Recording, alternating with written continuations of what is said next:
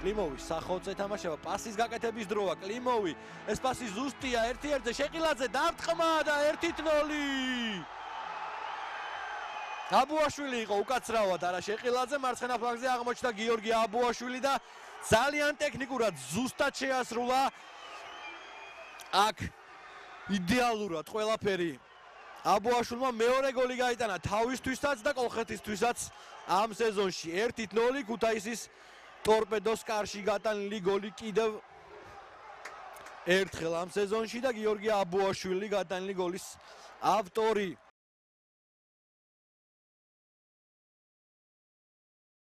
შეიძლება ძალიან მალე გათანაბრდეს ანგარიში და ასეც ხდება ქუთაისის ტორპედომ ბიორნ იონსენმა კერძოდ მე-18 წუთზე გაათანაბრა ანგარიში 1-1 ძალიან მალე. ეს შეიძლება იყოს კამბექის თვის საჭირო გოლი და ვნახოთ რამდენად გამოუვა ტორპედოს ეს კამბექი. ბიორნ იონსენის პირველი გოლი მიმდინარე სეზონში კუთხურიდან ჩაწოდებული ბურთი ვნახოთ. ხდება ბურთი ახალაძეს, იონსენს უფრო ახალაძეს შეეთვლება ალბათ ავტოგოლად ვიდრე ბიორნ იონსენს. ვნახოთ კიდევ ერთხელ გამეორება მომენტის. შეიძლება შეტევის განვითარება ფაჩულიას ჩაწოდება დარტყმა ვარდნაში ცდილობდა მოისრაფიშვილია ამ ბურთის დარტყმას შემდეგ დაარტყა უბრალოდ აბუაშვილი ცდილობდა ვარდნაში ბურთის დარტყმას და შემდეგ დაარტყა მოისრაფიშვილმა იონსენის კარგი შანსი კარში დარტყმა ზუსტი არ გამოსდის ნორვეგიელს ძალიან კარგი პასია კლიმოვი დარტყმა შეიძლება დაარტყა და 2-1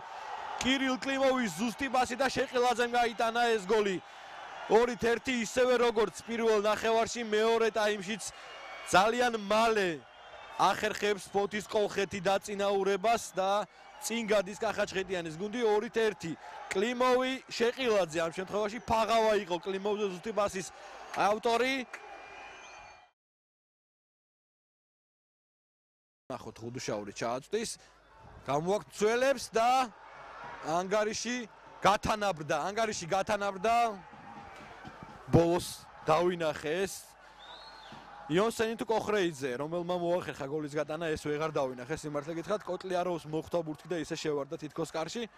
2-2 56 წუთზე ანგარიში ხდება 2-2 და ძალიან საინტერესო ნახევარი საათი ცოტა მეტი ხრჩება ოხრეიძეა რომელიც აწვდის მეტოქის აჯარიმოში გიგაური ურტყამს კარის მიმართულებით მაგრამ ურტყამს არაზუსტად მოდ ბევრია ჯერ კიდევ სათამაშო პასი შეიძლება აქ შეყილაძე კარში დაარტყა და მარცხენა ფეხით განხორციელებული მისი დარტყმა დააფიქსირა კლაიჩმა ხელებში